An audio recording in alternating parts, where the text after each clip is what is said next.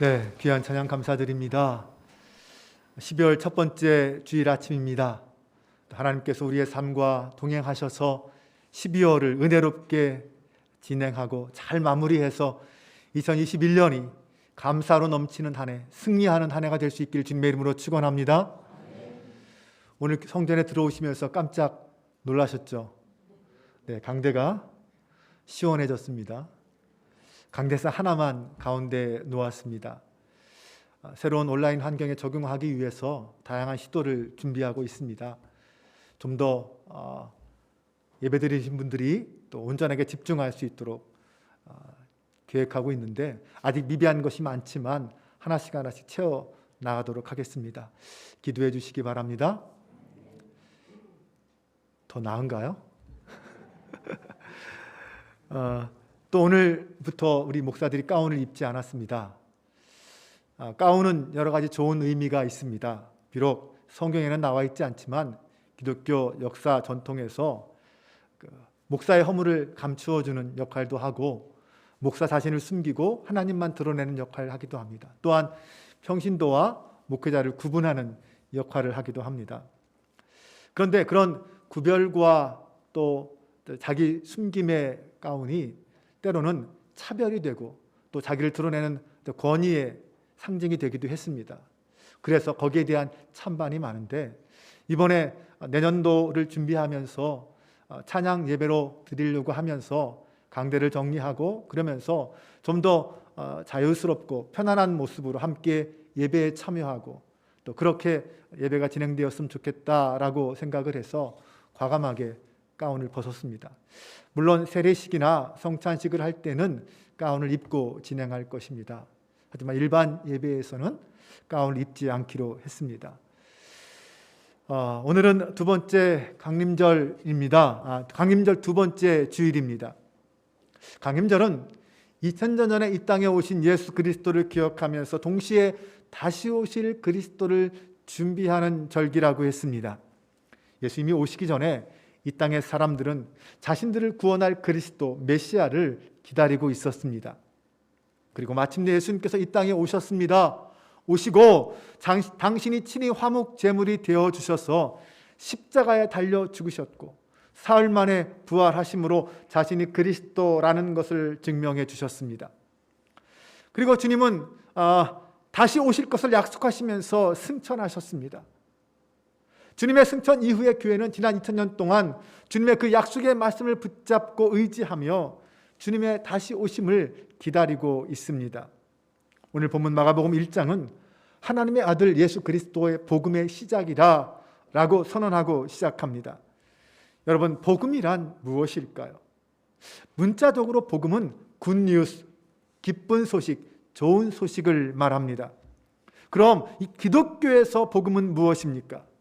처음 복음이란 단어가 기독교에 쓰인 것은 예수님의 부활의 기쁜 소식을 전하기 위해서였습니다. 예수님이 돌아가셨지만 다시 사셨다.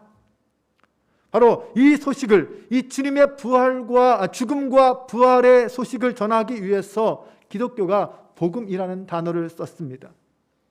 바울은 거기에 대해서 이렇게 표현했습니다. 내가 받은 것을 먼저 너희에게 전하였노니 이는 성경대로 그리스도께서 우리 죄를 위하여 죽으시고 장사 지난 바 되셨다가 성경대로 사흘 만에 다시 살아나셨다.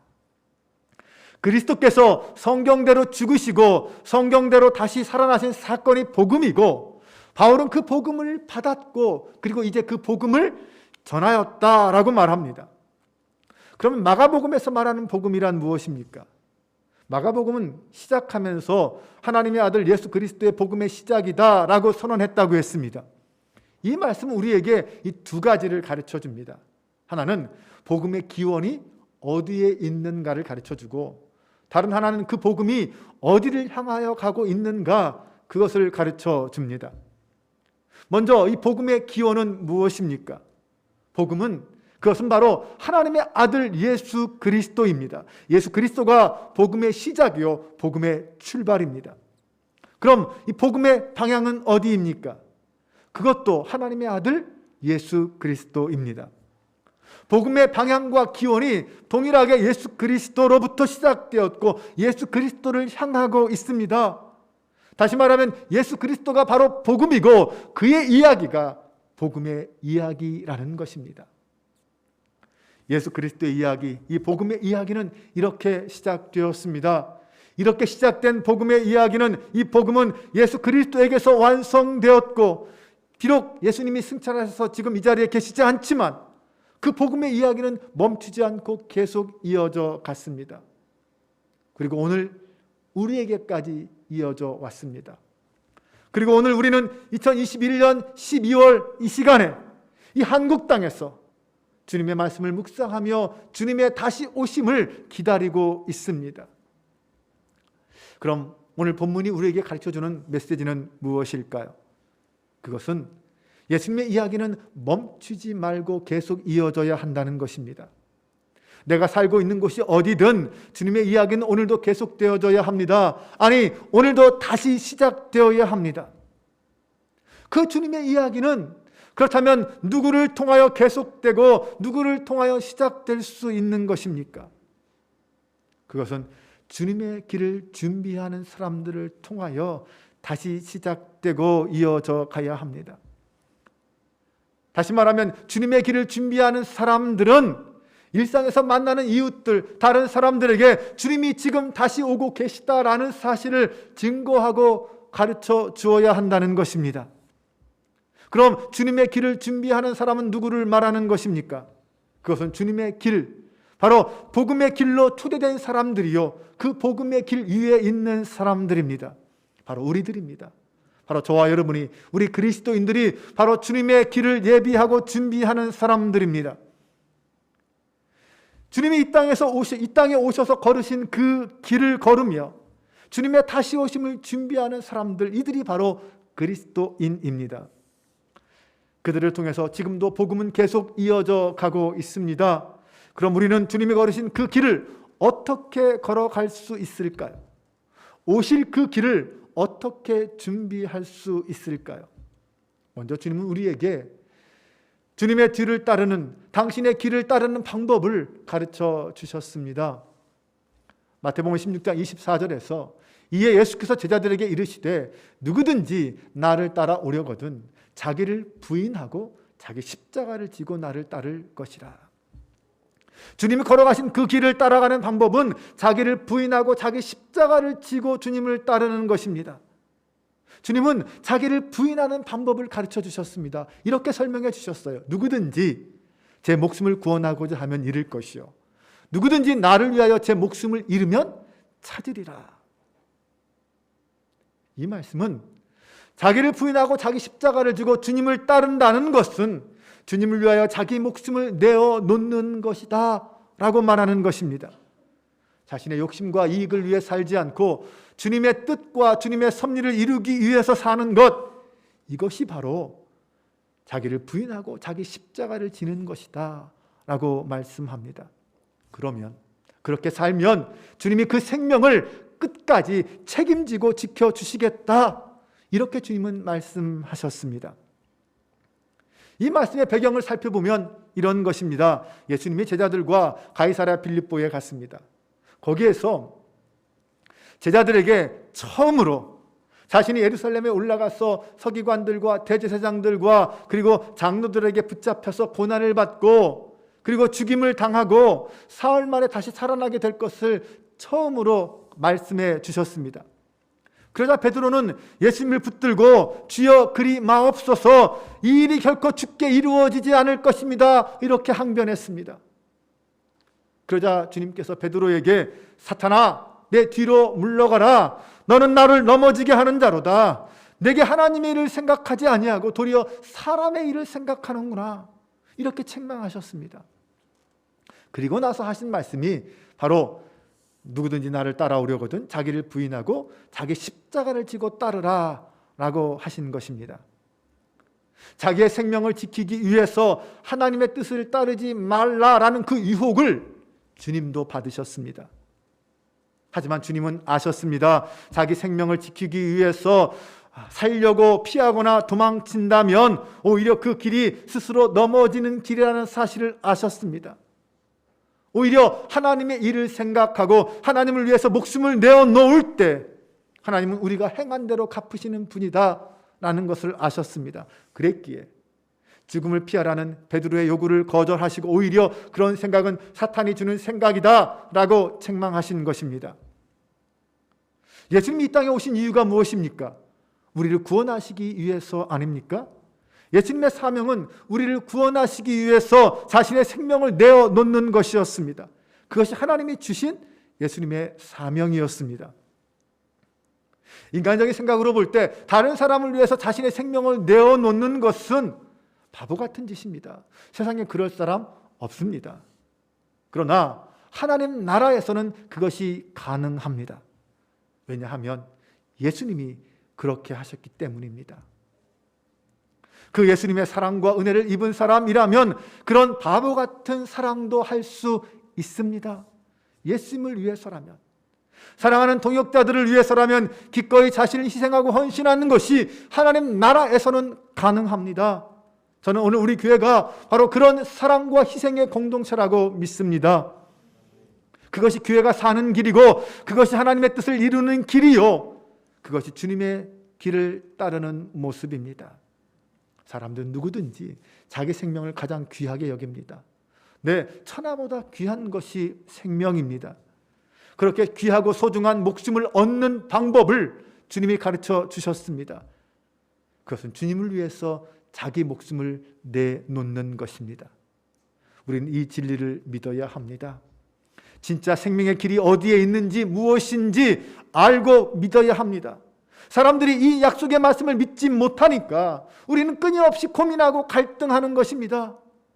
이 땅에 삶의 목적을 두지 말라는 주님의 뜻을 알면서도 내 욕심을 포기하지 못하는 것입니다. 인내하지 못하고 끝내는 육신의 욕망에 무릎을 꿇게 됩니다. 마귀가 하는 짓이 바로 이것입니다. 마귀는 우리를 구원받기 이전에 옛 삶의 자리로 자꾸 되돌아가게 하려고 합니다. 그래서 하나님께서 베드로를 통해서 이렇게 경고하신 것입니다. 근신하라, 깨어라. 너희 대적 마귀가 우는 사자같이 두루 다니며 삼킬 자를 찾나니 너희는 믿음을 굳건하게 하여 그를 대적하라. 베드로는 자신이 마귀에게 넘어간 적이 있었습니다. 2번이나 있었습니다. 자신의 그 경험을 가지고, 자신의 그 패배의 경험을 가지고 근신하여 깨어라, 대적하라라고 경고할 수 있었던 것입니다. 자기를 부인하고 자식을 희생하기 위해서는 인내가 필요합니다. 하지만 그것이 예수 그리스도 안에서 생명을 누리는 비결입니다. 자신을 부인하는 것이 오히려 생명을 얻는 비결입니다. 오늘 자기를 부인하는 우리의 삶을 통하여 그리스도의 복음이 증거되고 오직 주님만 영광 받으시는 날이 될 수 있기를 주님의 이름으로 축원합니다. 그럼 우리는 다시 오실 주님의 길을 어떻게 준비해야 할까요?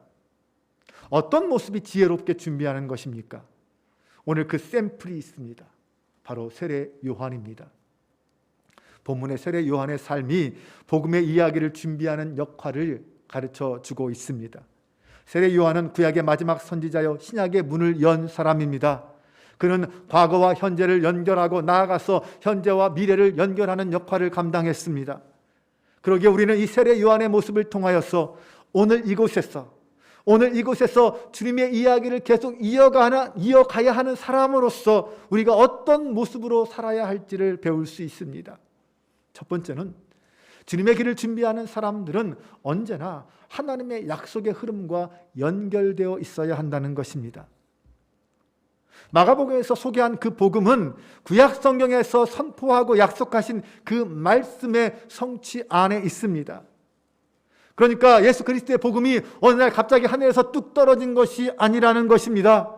구약에서부터 끊임없이 흘러나온 그 약속의 흐름을 갖고 있습니다. 그리고 그 흐름의 성취가 복음입니다.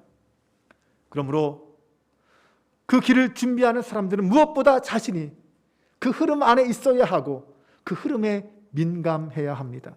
그래야 계속해서 그 길을 준비하는 사람으로 이어가며 살 수 있는 것입니다. 그래서 마가복음 1장 2절과 3절은 이사야 40장 3절의 말씀을 인용해서 그리스도의 복음이 바로 구약의 예언의 성취다라고 말씀하고 있습니다. 선지자 이사야의 글에 보라, 내가 내 사자를 내 앞에 보내노니 그가 내 길을 준비하리라. 광야에 외치는 자의 소리가 있어 이르되 너희는 주의 길을 준비하라. 그의 오실 길을 곧게 하라. 사도 세례 요한도 마찬가지입니다. 세례 요한은 이사야 40장 3절의 이 말씀, 광야에 외치는 자의 소리가, 그 소리를 자신의 삶과 연결지었습니다. 자신이 바로 그 사명을 받은 자라고 인식하고 그 예언의 흐름 속에서 성취자로 살기로 결심했습니다. 이처럼 주의 길을 가며 주의 길을 준비하는 사람들은 그 길과 그 흐름과 연결되어 있어야 합니다. 그때 그를 통하여 복음의 이야기는 계속 이어져 갈 수 있습니다. 두 번째로, 주님의 길을 준비하는 사람들은 그의 삶 전체로 복음을 드러내야 합니다. 세례 요한은 주님의 길을 준비하는 사람으로서 구약의 예언의 말씀을 자신의 삶과 연결하면서 동시에 그것을 자신의 삶으로 온전히 살아냈습니다. 그는 자신의 삶 전체를 오직 복음을 준비하는 것으로 설정했습니다. 먼저 그는 자신의 메시지의 중심을 회개로 정하고 선포합니다.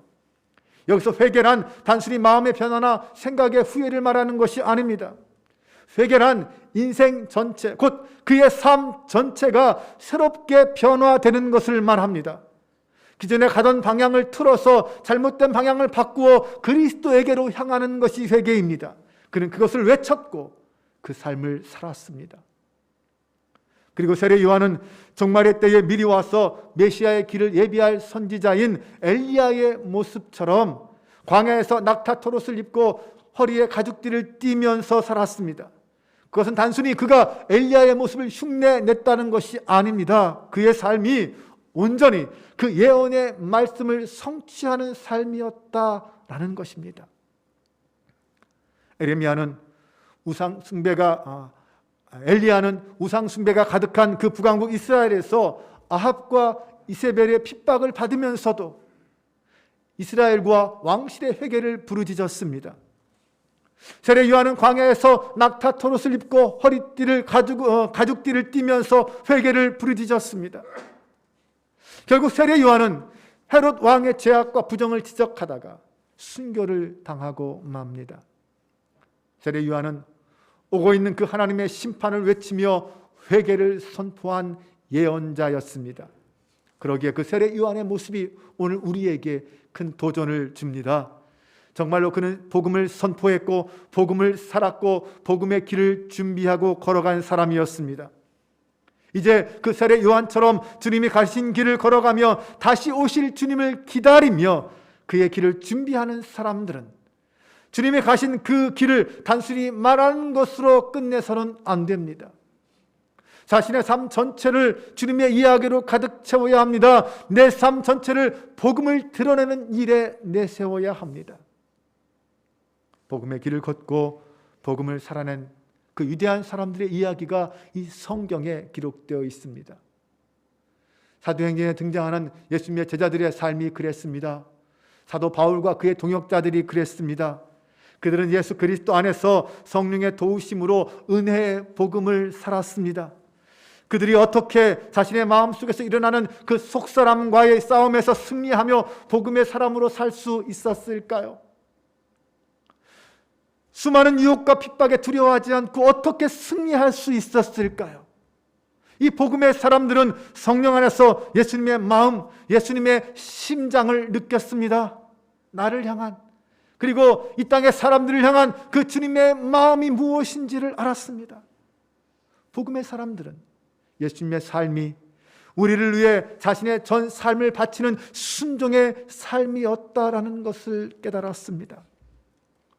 그래서 자신의 삶을 그 주님을 위해서 기꺼이 헌신할 수 있는 것입니다. 그들은 주님과 함께 죽을 때 주님과 함께 살 것을 알았습니다. 하지만 그런 삶은 성경에만 있는 것은 아닙니다. 지금 우리 안에도 이 복음의 사람으로서 복음을 살아내는 분들이 많이 계십니다. 다니엘 기도에서 들었던 그런 극적이고 특별한 간증은 없지만 자신의 삶의 자리에서 복음으로 살려고 애쓰고 힘쓰는 분들이 많이 계십니다. 저는 그분들이 바로 복음의 사람이요 복음의 길을 준비하는 사람들이라고 믿습니다. 제가 우리 교회 성도들을 보면서 제가 부끄러워지고 감동을 받을 때가 많이 있습니다. 얼마 전 어떤 성도님은 교회 이름으로 선교지에 우물을 하나 파달라고 헌금하셨습니다. 제가 그 말씀을 듣고 그 자리에서 곧바로 우리가 후원하는 아프리카 말라위 최성호 선교사님께 카톡 메시지를 보냈습니다. 선교사님, 혹시 우물 파기도 하시나요? 그런데 1분도 안 되어 곧바로 선교사님께 전화가 왔습니다. 선교사님이 하시는 말씀이 얼마 전 말라위에서 목회자 세미나가 있었는데 한 교회에서 우물 파기 신청이 있었다는 것입니다. 내용은 이슬람 사람들과 함께 쓰는 우물이 있는데 그 우물이 이슬람 지역에 있다는 거예요. 그래서 얼마 전부터 이슬람 사람들이 기독교인들은 그 우물을 쓰지 말라라고 선언하면서 갈등이 생겼다는 것입니다. 그래서 선교사님과 성도들이 그 우물 때문에 기도하고 있었다는 거예요. 제가 선교사님 그러면 얼마나 드나요? 라고 여쭤봤습니다. 아는 사람을 통해서 우물을 파면 400만 원 정도 듭니다 라고 대답하셨습니다. 저는 그때 깜짝 놀랐습니다. 그 성도님이 헌금하신 금액이 400만 원이었습니다. 제가 그 상황을 말씀드리니 선교사님도 깜짝 놀라시면서 이건 하나님이 하셨습니다 라고 고백하셨어요. 네, 멀리 수천 킬로미터 떨어진 그 아프리카 말라위에서의 기도가 한국 땅에서 응답되고 있었던 것입니다. 저는 이 일을 보면서 하나님의 섭리와 은혜가 얼마나 놀라운지 다시 한번 경험하게 되었습니다. 하나님은 이 땅에 수많은 복음의 사람들을 통하여 일하십니다. 서로 전혀 알지 못하는 사람들이라 할지라도 그들을 복음으로 서로 연결하고 연합하여 합력하게 하시고 열매를 맺게 하십니다. 이 하나님의 복음의 역사에 동참하는 우리 한빛교회와 성도들 되시기를 주님의 이름으로 축원합니다. 그것은 어떤 큰 일을 해야, 어떤 큰 계획에 동참해야 할 수 있는 것이 아닙니다. 아주 작고 사소한 일이라 할지라도 지금 내 자리에서, 내 삶의 자리에서 내가 할 수 있는 봉사와 헌신을 하는 것, 이것이 복음의 사람으로 복음의 길을 걷고 복음의 길을 준비하는 삶의 모습입니다. 어떤 성도님은 코로나 상황에서 자신이 맡은 속회원들을 섬기기 위해서 매주 신방하면서 그들의 영적 상태를 돌보시는 분도 계십니다. 또 어떤 성도님은 넉넉하지도 않은 형편에 자기는 하나님께 받은 은혜가 많다며 코로나 등으로 인해서 어려움을 당하는 가정을 도와달라고 2년 연속 헌금도 하셨습니다. 또 예배 때마다 남들보다 일찍 와서 1년 동안 예배 봉사의 자리에 섬기시는 분들도 계십니다. 뿐만 아니라 비록 드러나지도 않고 표시나지는 않지만 계속해서 이 힘든 시기에 섬김의 자리, 약속의 자리를 지켜주시는 분들이 계십니다. 무엇보다 각자의 삶의 자리에서 한 주간 복음의 사람으로서 치열한 영적 전쟁을 치르며 열심히 신앙생활 하시는 여러분들이 계십니다. 저는 바로 이런 여러분들이 복음의 길을 가고 복음을 살아내는 복음의 사람들이라고 믿습니다. 세 번째는 주님의 길을 준비하는 사람들은 오직 주님만이 높아지기를 소망합니다. 세례 요한은 주님의 길을 준비하는 사람들에게 가장 중요한 것이 무엇인지 가르쳐 주었습니다. 7절에 보면 그가 전파하여 이르되 나보다 능력 많으신 이가 내 뒤에 오시나니 나는 굽혀 그의 신발끈을 풀기도 감당하지 못하겠노라. 세례 요한은 주님이 오심을 전파했습니다. 그는 전파하면서 자기 자신에게는 관심을 두지 않았습니다. 자기의 영광을 구하지도 않았습니다. 그의 관심은 오직 주님께만 있었습니다. 그는 영광은 사람의 것이 아니라 주님의 것이라는 것을 알았습니다. 그래서 그는 주님 앞에서 철저하게 낮아집니다. 주님이 등장하시자 그는 역사의 자리에서 스스로 물러났습니다. 8절 말씀에 보면은 나는 너희에게 물로 세례를 베풀었거니와 그는 너희에게 성령으로 세례를 베푸시리라. 세례 요한은 주님의 신분과 능력을 알았습니다. 물은 씻는 것으로서 과거와의 단절을 의미하지만 성령은 그 이상 새로운 미래의 창조를 의미합니다. 물 세례는 회개함으로 과거의 죄를 씻어내는 것이지만 성령으로 세례받는다는 것은 미래를 향하여 새로운 피조물로 다시 태어나는 것입니다. 그런즉 누구든지 그리스도 안에 있으면 새로운 피조물이라 이전 것은 지나갔으니 보라 새 것이 되었도다. 이 성령의 세례는 그리스도 안에서 새로운 피조물로 거듭나는 것입니다. 오늘 복음의 사람들은, 오늘 저와 여러분은 성령의 세례를 통하여 거듭난 하나님의 사람들인 줄로 믿습니다. 주님의 길을 가면서 그 길을 준비하는 이 복음의 사람들은 자신을 구하면 안 됩니다. 오직 길 자체이신 주님만 드러내고 주님만 높여야 합니다. 그래야 그 주님의 이야기, 그 복음의 이야기가 끊어지지 않고 계속 이어질 수 있습니다. 이제 말씀을 정리합니다. 예수 그리스도로부터 시작된 복음의 이야기가 오늘 그리고 여기에서 복음의 사람들을 통하여 계속 이어져야 한다라고 말씀드렸습니다. 세례 요한이 먼저 그 본을 보여주었습니다. 그는 주님의 길을 예비하는 사람으로서 하나님의 약속의 성취라는 그 큰 틀 안에서 그 흐름의 연결고리가 되었습니다. 오늘 우리도 복음의 길을 가며 주님의 다시 오심을 준비하는 사람으로서 하나님의 언약의 성취에 아름다운 도구가 될 수 있기를 바랍니다. 뿐만 아니라 우리의 삶 전체로 그 복음을 드러내며 복음을 살아내는 복음의 사람이 될 수 있기를 바랍니다. 마지막으로 주님의 길을 준비하는 사람으로서 오직 주님만 높아지기를 바라며 주님께만 영광 돌리는 저와 여러분 되시기를 주님의 이름으로 축원합니다. 기도하겠습니다.